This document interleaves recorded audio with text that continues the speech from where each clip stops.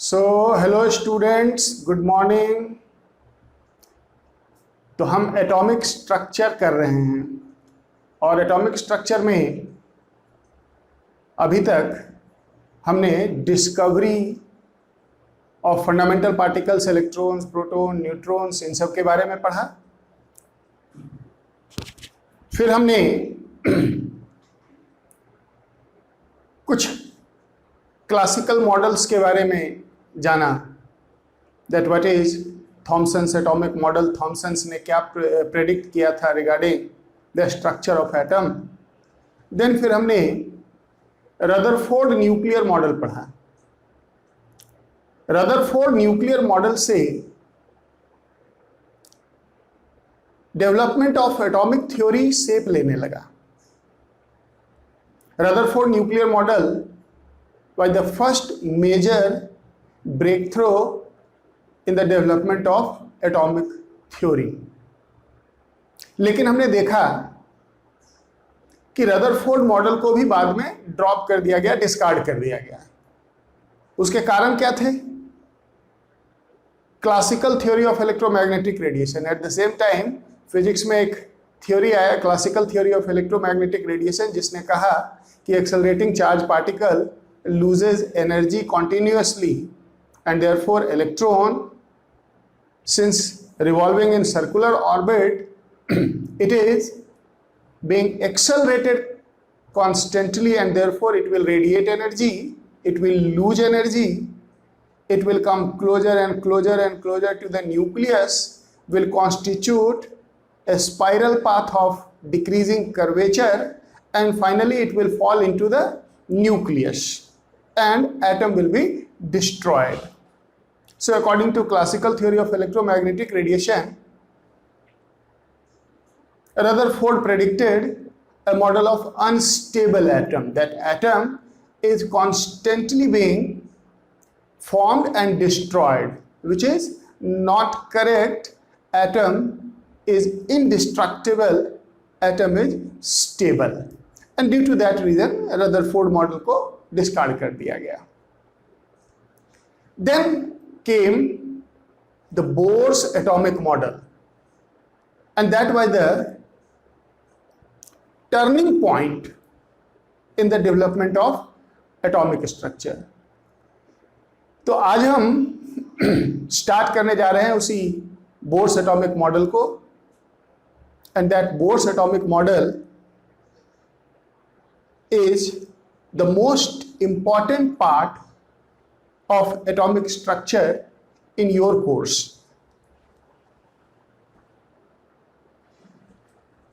आपके कोर्स में bourse atomic model सबसे इंपॉर्टेंट पार्ट होने जा रहा है, क्योंकि सबसे ज्यादा क्वेश्चन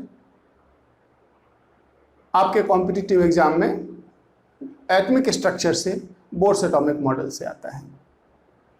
अगर इतना कुछ है तो बोर्स एटॉमिक मॉडल काफी बड़ा भी है। There are lot of things in Bohr's atomic model, साथ में थोड़ा मुश्किल भी है। तो थोड़ा सा ध्यान से देखेंगे तब हम समझ पाएंगे कि बोर्स एटॉमिक मॉडल क्या है actually. So let's start.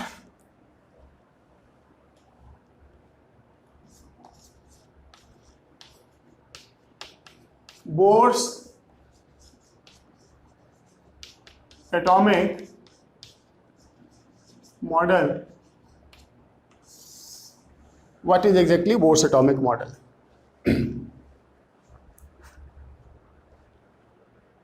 Bourse ने एक्चुअली रदरफोर्ड मॉडल को ही आगे मॉडिफाई किया, रदरफोर्ड मॉडल में ही फर्दर मॉडिफिकेशन किया। बोर ने डिसएग्री किया classical theory of electromagnetic radiation से और इनकॉर्पोरेट किया प्लैंक्स की क्वांटम थ्योरी को। तो फर्स्ट जो पॉइंट है बोर्स मॉडल में, that Bohr's model it is a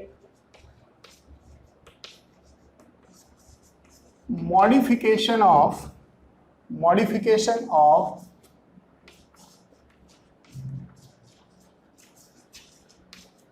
Rutherford's atomic model, Rutherford's atomic model का ही मॉडिफिकेशन है ये।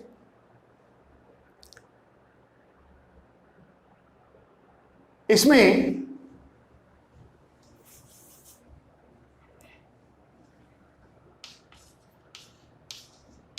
Bore disagreed with classical theory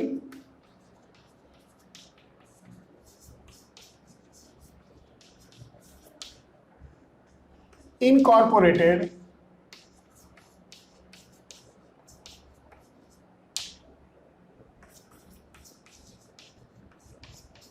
Planck's quantum theory. तो बोर्स ने क्लासिकल थ्योरी से डिसएग्री किया और प्लैंक्स के क्वांटम थ्योरी को इनकॉर्पोरेट करके अपनी थ्योरी बिल्डअप किया। जब भी कोई थ्योरी दी जाती है, जब भी कोई थ्योरी डेवलप होता है, then theory is written first, conceptualized first, experimented later। तो कोई एक्सपेरिमेंट तो बोर्ड ने किया नहीं और थ्योरी लिखना शुरू किया, तो कुछ आधार होगा उसका, कुछ बेसिस होगा उसका। बोर्ड ने एटम के बारे में कुछ एज्यूम किया, बोर ने एटम के बारे में कुछ एज्यूम किया, कुछ एजम्पशन लिया और उसी एजम्पशंस के बेसिस पे बोर्स ने अपनी एटॉमिक थ्योरी को डेवलप किया और उन एजम्पशंस को postulates of bourse atomic model कहा जाता है। क्या कहा जाता है? Postulates of bourse atomic model. तो हम पहले पोस्टुलेट्स को समझेंगे और उन पोस्टुलेट से भी डायरेक्ट क्वेश्चन आता है। उन पोस्टुलेट से कुछ आगे फर्दर मैथमेटिकल एक्सप्रेशन आएंगे और उन्हीं एक्सप्रेशन पे बेस्ड आगे फर्दर क्वांटिटी डिफाइंड होंगे एटम के बारे में। So Bohr's theory is based on certain assumptions which is known as postulates of Bohr's theory. उसे हम बोर्स थ्योरी का पोस्टुलेट कहते हैं।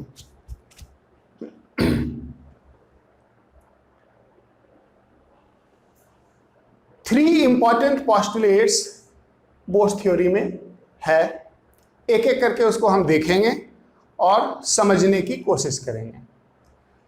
फर्स्ट, बोर ने ये एज्यूम किया कि electron revolve around the nucleus in circular orbit of certain fixed radius. इसको हम ऐसे भी कह सकते हैं कि according to Bohr, electrons are allowed to revolve in only certain fixed circular orbits, not in any arbitrary orbit। और उन सर्कुलर ऑर्बिट्स को बोर ने नाम दिया स्टेशनरी ऑर्बिट। क्या कहा बोर ने?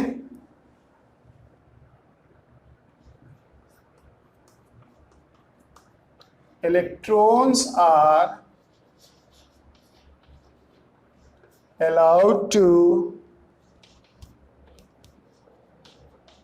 revolve in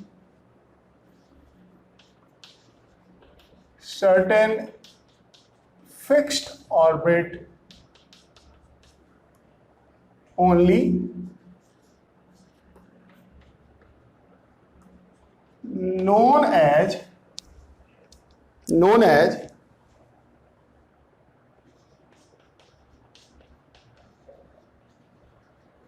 stationery orbit,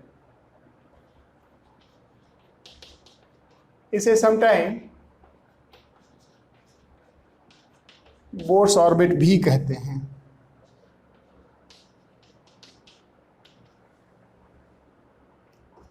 not in any arbitrary orbits. What it mean, इसका मतलब क्या हुआ?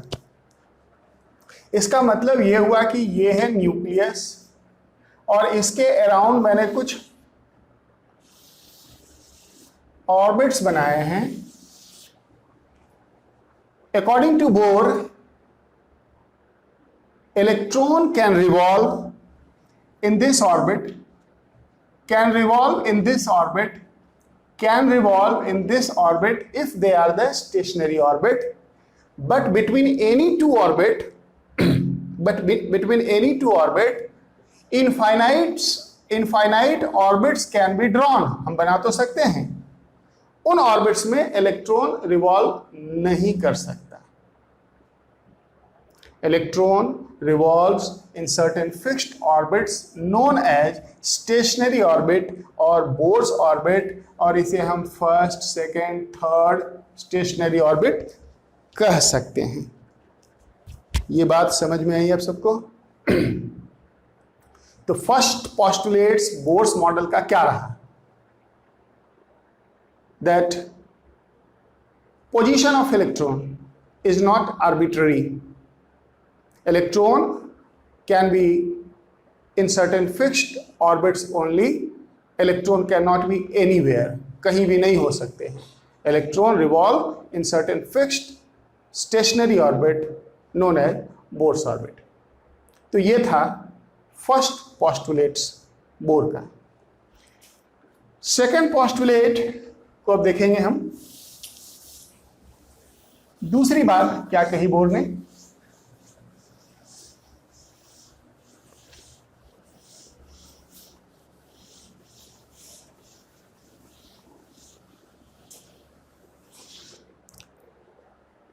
बोर का सेकेंड पोस्टुलेट था, बोर का सेकेंड पोस्टुलेट था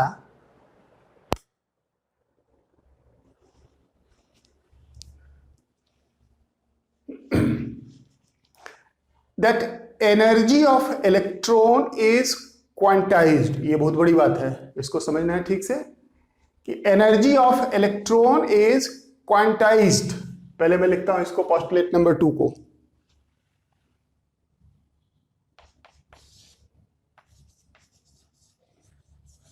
energy of electron is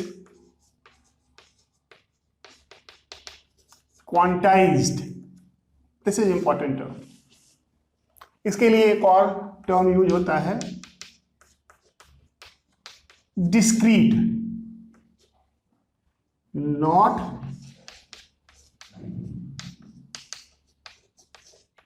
continuous। Energy of electron is quantized, not continuous। continuous नहीं है, quantized है। ये बात समझ में आई सबको? Energy of electron is quantized, not discrete। discrete, not continuous। Let us try to understand the meaning of this term quantized। quantized का मतलब हो गया certain fixed value, not the continuous value। इसको समझने के लिए मैं एक एग्जांपल का हेल्प लेता हूं कि सपोज करो हमारे पास एक इस तरह का स्टेप्स बना हुआ है। स्टेप्स बना हुआ है, स्टेप्स जानते हो ना, सीढ़ियां जिससे हम छत पे चढ़ते हैं। और मान लो यहां पे कोई एक स्फेयर रखा हुआ है। बॉटम से इसकी हाइट कुछ ले लो h1, ये हाइट ले लो h2, ये हाइट ले लो h3, ये हाइट ले लो h4, ये हाइट ले लिया हमने से h5, ये डिफरेंट स्टेप्स का बॉटम से बेस से हाइट ले लिया। अगर इस बॉल को यहां से हम पुश करें, अगर इस स्फेयर को यहां से हम पुश करें, तो ये स्फेयर कहां कहां पे रुक सकता है। ये स्फेयर यहां पे आके रुक सकता है, या फिर ये यहां पे रुक सकता है, या फिर ये यहां पे रुक सकता है, या फिर ये यहां पे रुक सकता है। यानी कि पॉसिबल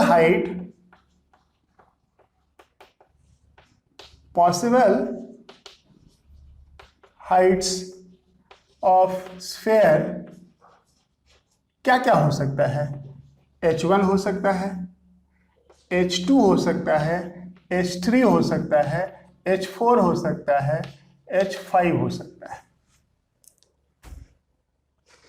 लेकिन अगर मैं आपसे पूछूं कि h1 और h2 के बीच में कितने हाइट एग्जिस्ट करते हैं थ्योरेटिकली, इनफाइनाइट, किसी भी दो हाइट के बीच में इनफाइनाइट हाइट हम इमेजिन कर सकते हैं।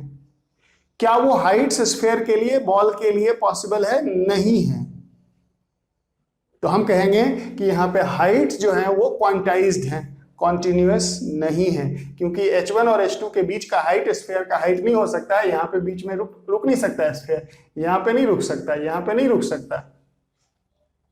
तो हम कहेंगे कि infinite heights are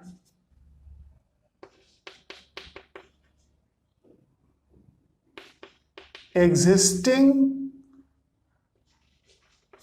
between h1 and h2 but not allowed for the sphere.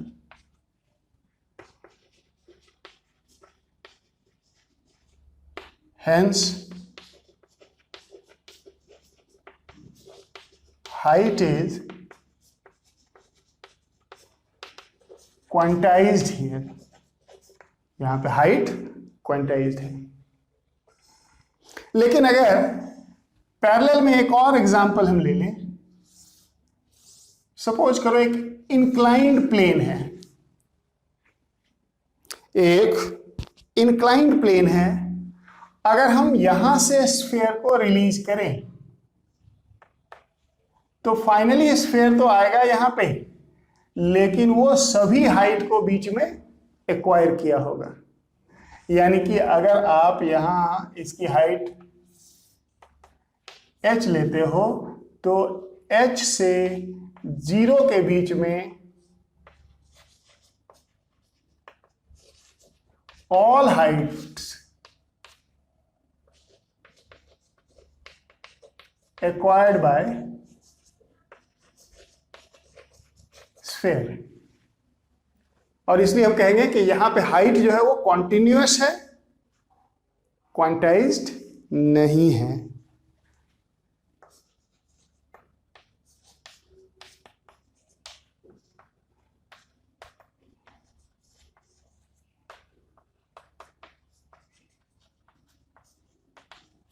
Understood? तो यहां पे कॉन्टिन्यूअस, यहां पे quantized. That was the second Bohr's postulate, that energy of electron is quantized.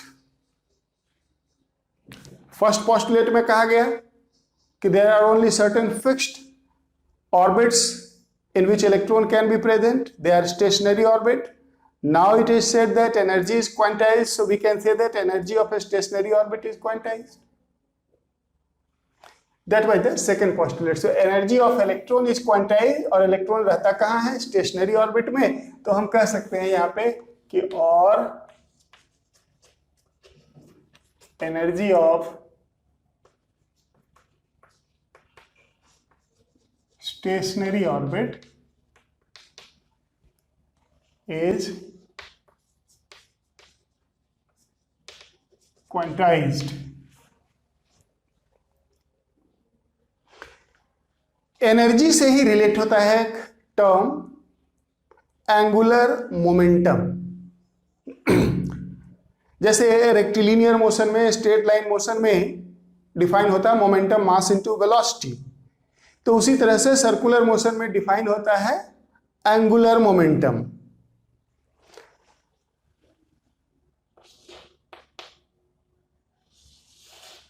ये मैंने कुछ स्टेशनरी ऑर्बिट बनाए। सेकेंड पोस्टुलेट कहता है कि एनर्जी इज क्वांटाइज्ड, यानी कि हर स्टेशनरी ऑर्बिट का एक एनर्जी होगा। मान लो फर्स्ट ऑर्बिट का एनर्जी E1 है, सेकेंड ऑर्बिट का एनर्जी E2 है। मान लो एनर्जी को यहां पे मैं E1, E2, E3 से डिनोट करूं तो हम कह रहे हैं कि इलेक्ट्रॉन का एनर्जी E1 हो सकता है, E2 हो सकता है। E1 और E2 के बीच का infinite value of energy electron का नहीं हो सकता है। तो इसी से रिलेटेड है एक टर्म एंगुलर मोमेंटम। अगर एनर्जी क्वांटाइज्ड है तो इलेक्ट्रॉन का एंगुलर मोमेंटम भी क्वांटाइज्ड है। So angular momentum of electron is quantized, means there can be certain fixed value of angular momentum, and those angular momentums are integral multiple of a constant h upon 2 pi. Angular momentum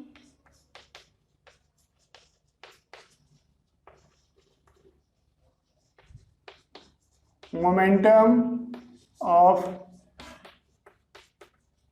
electron is quantized, and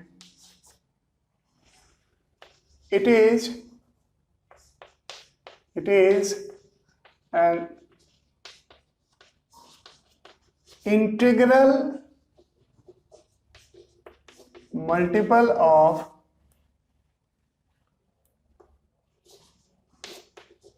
a constant h upon 2 pi. Angular momentum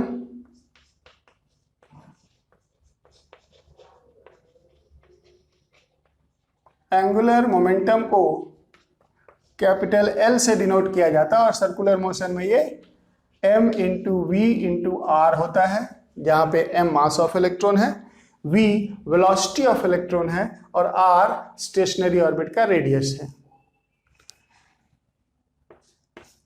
Then according to second postulate, this angular momentum is integral multiple of a constant h upon 2 pi.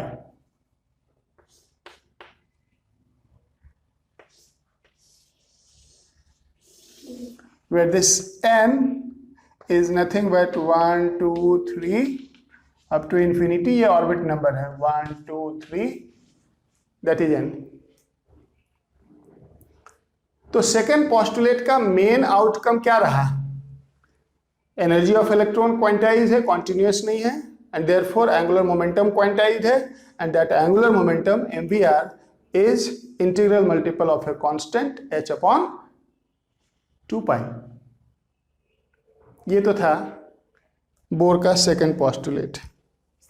अब देखते हैं third postulate क्या था bore का।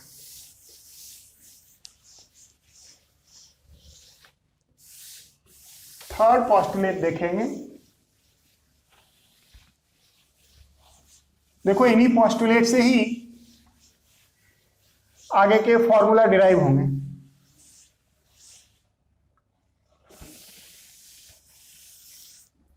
Third postulates Bohr model का क्या था?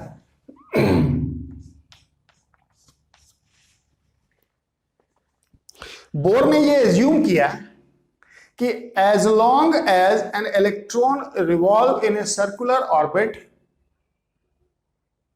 it does not radiate, it does not lose energy. वो अपना एनर्जी लूज नहीं करता। Energy is radiated only when an electron jumps from higher stationary orbit to lower stationary orbit. जब तक एक इलेक्ट्रॉन एक स्टेशनरी ऑर्बिट में रिवॉल्व करता है, वो कॉन्टिन्यूसली रिवॉल्व करता रहता है, एनर्जी लूज नहीं करता। Energy is lost only if electron jumps from higher orbit to lower orbit and vice versa also. If energy is given, then electron may jump from lower orbit to higher orbit if appropriate amount of energy is given. ये third postulate था।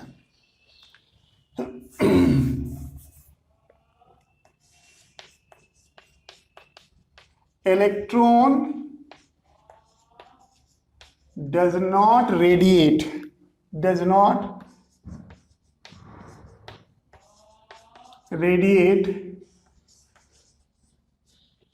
energy as long as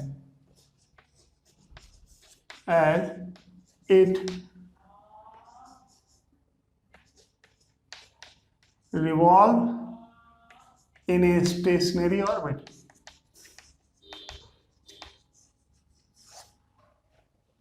In a stationary orbit, energy is radiated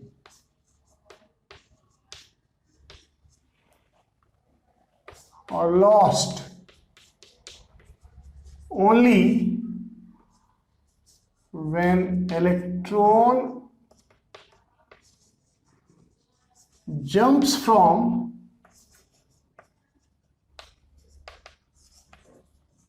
higher orbit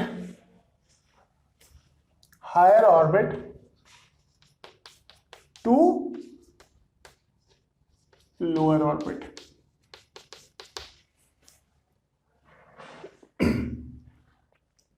Then only energy is radiated. It's reverse also.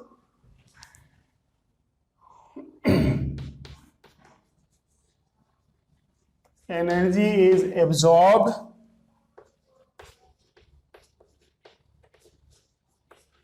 when electron jumps from lower to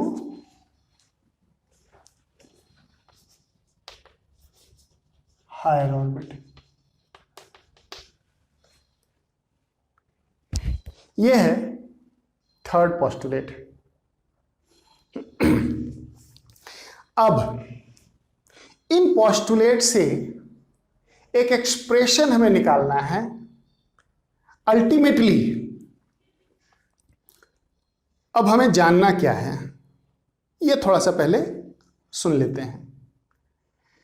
हमें actually atom के अंदर एक electron की position मालूम करना है।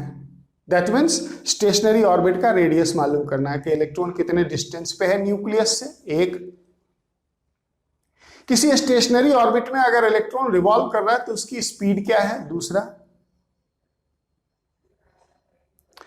उसी से रिलेट हो जाएगा फ्रीक्वेंसी, एक सेकेंड में किसी ऑर्बिट में कितने राउंड लगा रहा है electron. And then finally what is kinetic energy of electron in a stationary orbit, what is potential energy of an electron in a stationary orbit, what is total energy of electron, what is total energy of electron, what is total energy of electron in a stationary orbit, or how much energy will be radiated when electron jumps from higher orbit to lower orbit, right? तो उस expression को हम समझेंगे और उसके लिए हम थोड़ा सा फिजिक्स का कुछ बेसिक कॉन्सेप्ट का हेल्प लेते हैं। अगर ये न्यूक्लियस है और उसके अराउंड अगर हम एक स्टेशनरी ऑर्बिट इमेजिन करें, स्टेशनरी ऑर्बिट हम इमेजिन करें जिसमें एक इलेक्ट्रॉन है। तो electron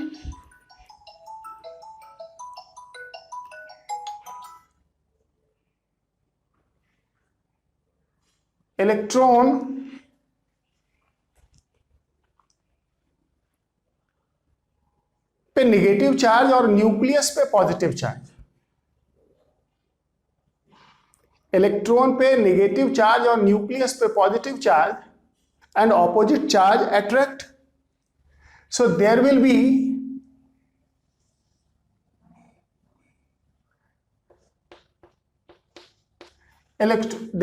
electrostatic force of attraction on electron by the nucleus in inward direction. But at the same time एक आउटवर्ड फोर्स भी होना चाहिए to balance this force, otherwise electron will be absorbed into the nucleus.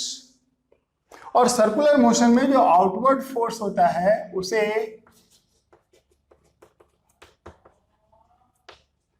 क्या कहते हैं? Centrifugal force. आपने realise किया होगा कभी कि अगर किसी स्टोन को एक थ्रेड में बांध के ऐसे करके हम सर्कुलर मोशन में रिवॉल्व करें और सडनली अगर थ्रेड को छोड़ दें, then what happens? Stone is thrown away. यानी एक्सटर्नल फोर्स जो बाहर के डायरेक्शन में फोर्स काम कर रहा था वो उसको लेके जाता दूर। That force is called centrifugal force. और सेंट्रीफ्यूगल फोर्स यहां पे इलेक्ट्रॉन पे क्या होगा? mv²/r। ये आपको सर्कुलर मोशन में फिजिक्स में पढ़ाया जाएगा, जहां पे m क्या है? मास of electron, v speed of electron, r radius of this circular orbit. Electrostatic force क्या होगा? तो सुना होगा शायद आपने 10th क्लास में कूलम्स लॉ, जो कहता है कि दो चार्ज पार्टिकल के बीच में इलेक्ट्रोस्टैटिक फोर्स ऑफ अट्रैक्शन और रिपल्सन होता है, that is directly proportional to magnitude of their charges and inversely proportional to square of their distance। क्या कहता है कि electrostatic force is proportional to magnitude of charges, magnitude of product of charges and inversely proportional to square of distance। अब अगर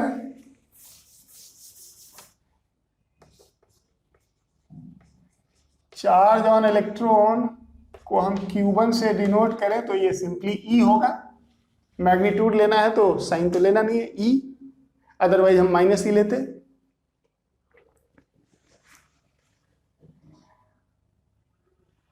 If atomic number is Z, atomic number number of protons होता है। atomic number of protons in the nucleus होता है।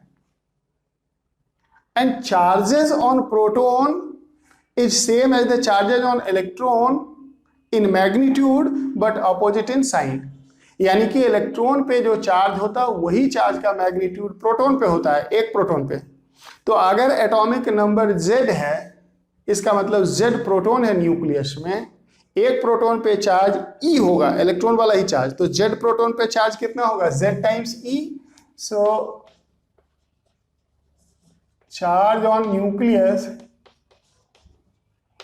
अगर Q2 से denote करें तो ये Z टाइम्स E हो जाएगा। ये प्लस होगा और ये वैसे माइनस है, मैग्नीट्यूड लेंगे तो साइन निकल जाएगा।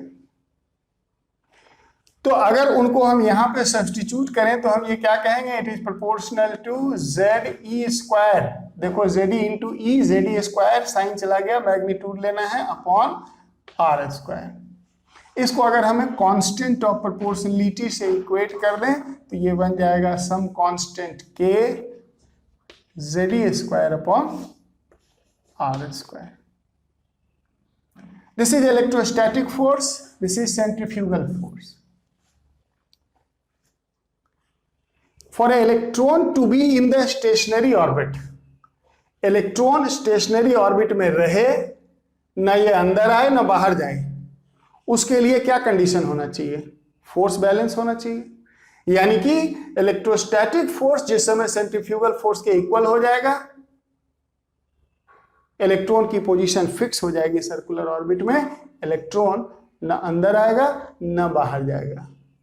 सो to abide by the Bohr's first postulate that electron revolve in a stationary orbit, these two forces must be balanced. So according to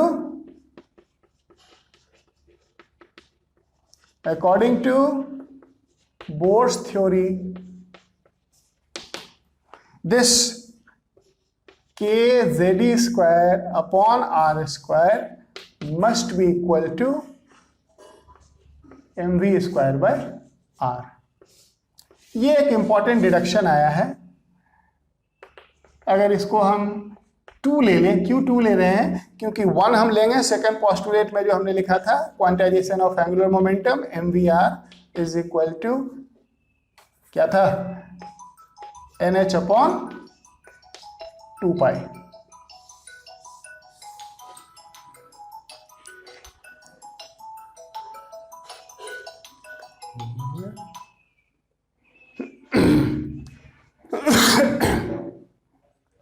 mvr is equal to nh upon 2 pi.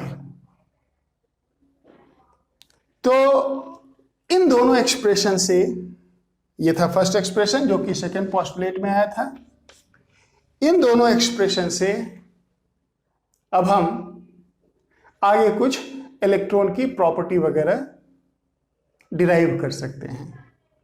First property उसमें आता है radius of stationary orbit, कि इस stationery orbit का radius क्या होगा। So let us derive with the help of this two expression. Radius of stationary orbit को हम डिराइव करने जा रहे हैं।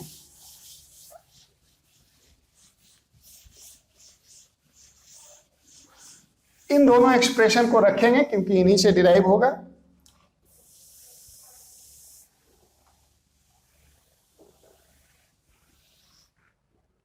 Radius of stationary orbit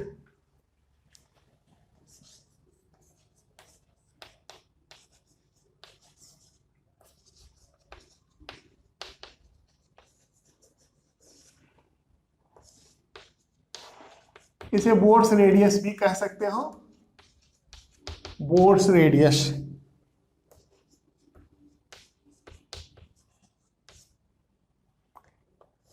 radius of stationary orbit और बोर्स रेडियस। देखो हमें क्या करना है, सिर्फ फर्स्ट एक्सप्रेशन से स्पीड को सेकंड एक्सप्रेशन में सब्स्टिट्यूट कर देना है।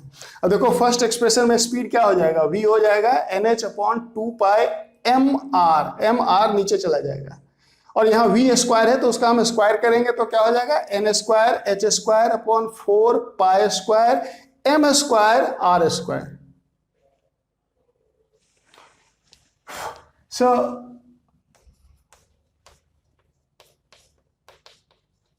substituting v square from 1 into 2 करते हैं substitute. kZe square upon r square is equal to m upon r v square n square h square upon 4 pi square m square r square. r square को cancel कर दो, एक m से m square cancel हो जाएगा बस।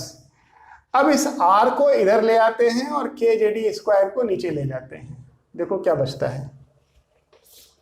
So r will be equal to n square h square, n square h square divided by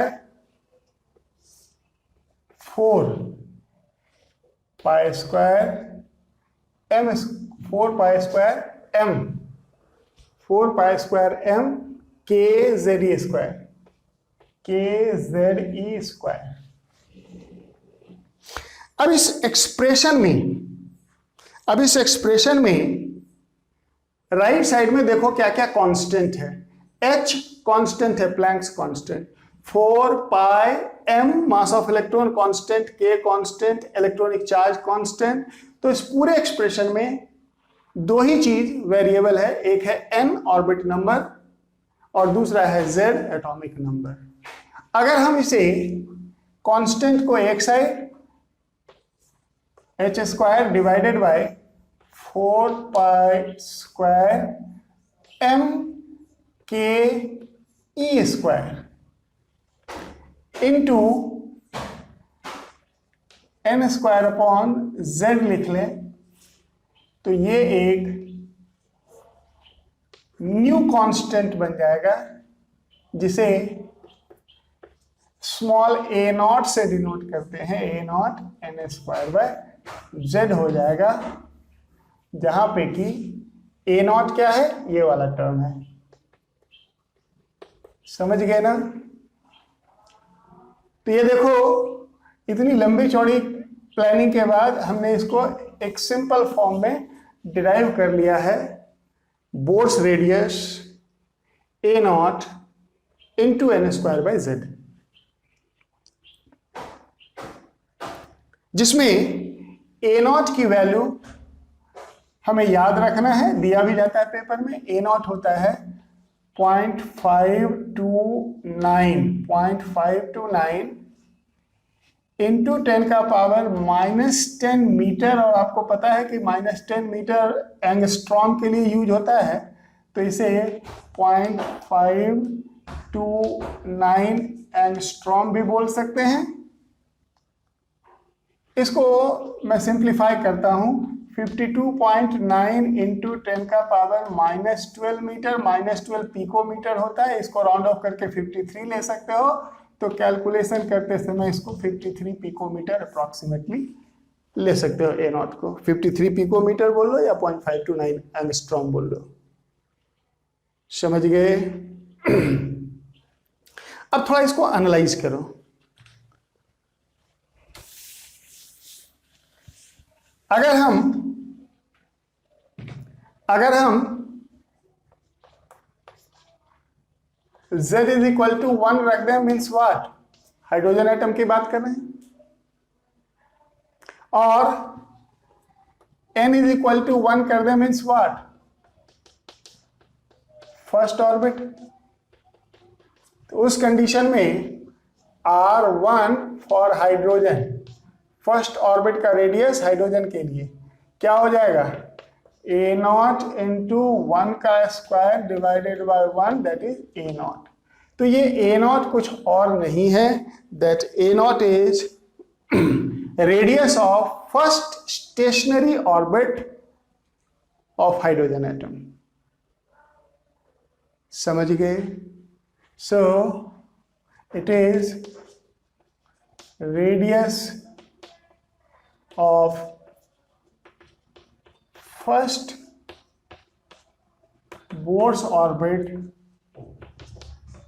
of hydrogen atom। अब इससे पहले कि हम और आगे बढ़े, इसमें बोर्स मॉडल का एक लिमिटेशन यहां पे मेंशन करना जरूरी है, उसके बिना हम आगे नहीं बढ़ सकते हैं। Bohr's model is applicable only to one electron system, क्योंकि डेरिवेशन में देखा था हमने एक ही इलेक्ट्रॉन लिया था सर्किल में।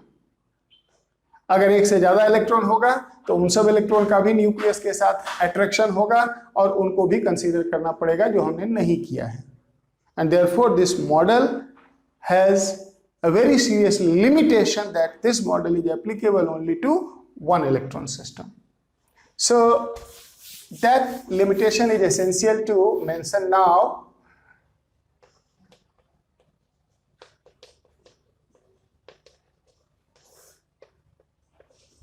It is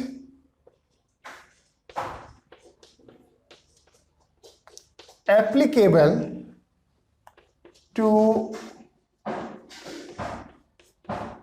1 electron system only.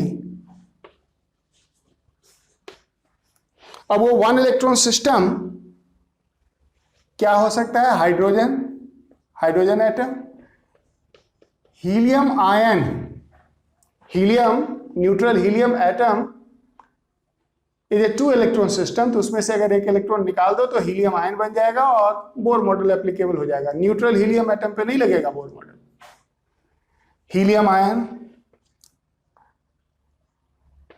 Li2+, lithium का एटॉमिक नंबर 3 होता है। सो न्यूट्रल लिथियम एटम है 3 इलेक्ट्रॉन, 2 निकाल दो तो Li2+ बन जाएगा, 1 इलेक्ट्रॉन सिस्टम रह जाएगा। 2 निकाल दिया, 3 में से 1 रह गया। बेरिलियम 3+, और इस तरह से किसी में भी लगा सकते हैं जिसमें कि 1 इलेक्ट्रॉन होता है। सोडियम का atomic number 11, so neutral sodium atom has 11 electron. Out of 11 अगर 10 इलेक्ट्रॉन निकाल दो तो उस पर +10 चार्ज आ जाएगा और वो 1 इलेक्ट्रॉन सिस्टम हो जाएगा जिसपे बोर मॉडल अप्लाई हो जाएगा। So Bohr model is applicable only to 1 electron system. Radius का एक्सप्रेशन हमारे सामने, देखो इसमें एक्सप्रेशन याद रहना चाहिए और ज्यादा कुछ नहीं होता। अगर एक्सप्रेशन याद है तो एटॉमिक स्ट्रक्चर का क्वेश्चन कूल होता है। एक आध कैलकुलेशन हम करके देख सकते हैं। अगर एक सिंपल सा क्वेश्चन आ जाए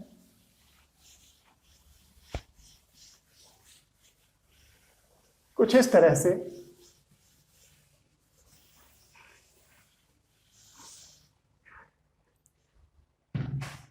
कि if third Bohr's orbit, third Bohr's orbit of hydrogen is x, third Bohr orbit radius, if radius of third Bohr orbit of hydrogen atom is x, determine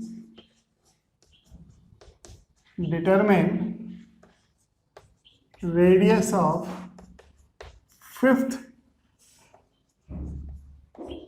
Bohr's orbit of helium He+। अब ये direct numerical नहीं है, एक variable के term में answer करना है। तो बोर रेडियस का एक्सप्रेशन अभी हमने क्या लिखा था? Bore radius is what? A0 n²/z for hydrogen. क्या लिखना है हमें? Third bore radius. तो R3 क्या लिखेंगे? A0 n², 3 का square upon 1, so it is 9A0 which is given x। अब हमें निकालना क्या है? हीलियम आयन, देखो हीलियम एटम नहीं, helium ion 1 electron system. Helium ion का 5th बोर ऑर्बिट का रेडियस निकालना है, 5th बोर ऑर्बिट का रेडियस निकालना है। सो R5, R is A0 n², 5 का square upon z, atomic number of helium is 2, so it is 25/2 A0, 25/2 A0, और A0 को यहां से सब्स्टिट्यूट कर देंगे। सो A0 is x/9, so 25/2 A0 is x/9, so answer is 25/18x। कुछ समझ में आया? बोर रेडियस कैसे सॉल्व होता है? और ये याद रखना कि एटॉमिक स्ट्रक्चर का ये सबसे सिंपल क्वांटिटी है, सबसे सिंपल टर्म को हम देख रहे हैं। अभी आगे बहुत कुछ होना है और वो इतना आसान नहीं होगा, समझा ना? तो बोर रेडियस और स्टेशनरी ऑर्बिट का रेडियस निकालना हमने सीखा है। इसमें एक आध और पॉइंट हम देख सकते हैं। देखो बोर रेडियस का एक्सप्रेशन क्या है, a naught n square by Z.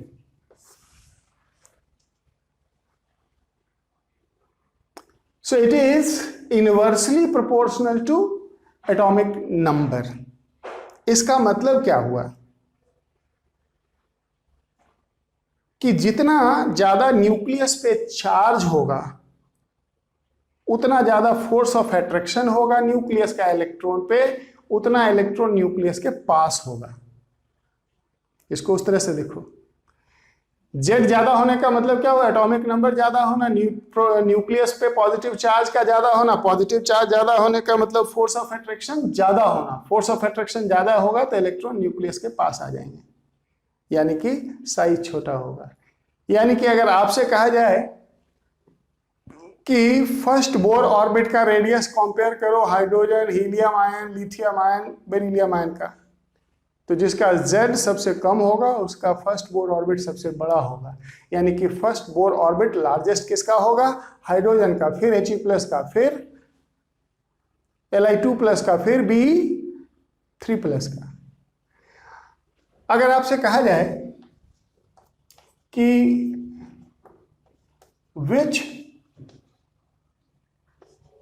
Bourse orbit of Be3+ has same radius as second orbit of hydrogen। Hydrogen का सेकेंड बोर रेडियस बेरिलियम के किस बोर रेडियस के बराबर होगा? सिंपल सा क्वेश्चन। तो फॉर हाइड्रोजन क्या लिखेंगे,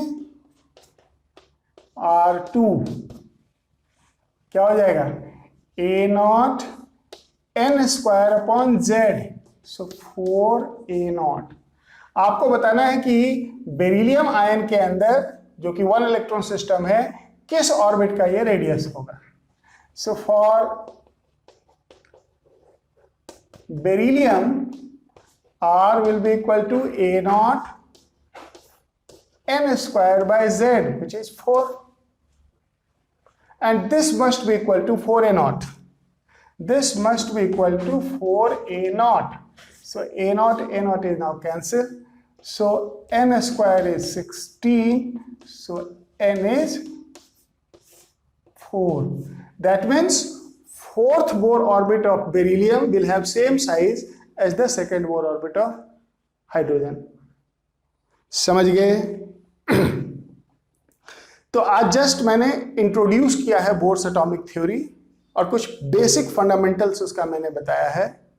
अब नेक्स्ट क्लास में, नेक्स्ट लेक्चर में हम थोड़ी बड़ी बड़ी बातें करेंगे। स्पीड ऑफ इलेक्ट्रॉन निकालेंगे बोर ऑर्बिट में, स्टेशनरी ऑर्बिट में इलेक्ट्रॉन की स्पीड क्या है, स्टेशनरी ऑर्बिट में इलेक्ट्रॉन की फ्रीक्वेंसी क्या है कि 1 सेकेंड में कितना राउंड लगाएगा, स्टेशनरी ऑर्बिट में इलेक्ट्रॉन की टाइम पीरियड क्या है कि 1 चक्कर लगाने में कितना टाइम लगेगा इलेक्ट्रॉन को, एंड देन फिर आगे एनर्जी वगैरह से related. So that's all for today, see you in the next class. Thank you.